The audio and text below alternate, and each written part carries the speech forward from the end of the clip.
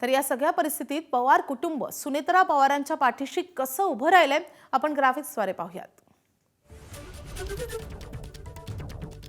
सगळ्यात आधी बारामती पोटनिवडणूक लढणार नसल्याचा शब्द शरद पवारांनी दिला आणि तो पाळलाही। खासदार सुप्रिया सुळेंनी काँग्रेसचे ज्येष्ठ नेते जयराम रमेश यांच्याशी सुनेत्रा पवारांची चर्चा करून दिली। रमेश चेन्नीथला, मल्लिकार्जुन खरगे, राहुल गांधी, प्रियंका गांधीशी चर्चा झाली।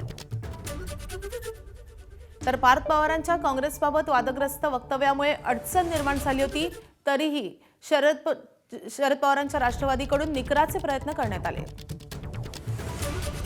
पार्थ यांच्या वक्तव्यानंतर कोंडी फोडण्यासाठी स्वतः शरद पवार मैदानात उतरले। तर अर्ज मागे घेण्याच्या आदल्या दिवशी पवारांनी बारामतीत सर्व उमेदवारांची भेट घेतली। त्यासोबतच काँग्रेसच्या उमेदवारांची पवारांनी व्हीसीद्वारे थेट खरगेंशी चर्चाही घडून आणल्याचं समजतंय।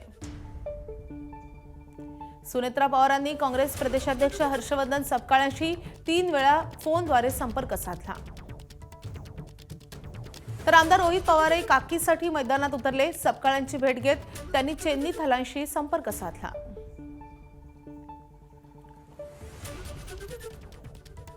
पार्थ यांच्या वक्तव्याबाबत रोहित पवारांनी भाऊ म्हणून दिलगिरी व्यक्त केली।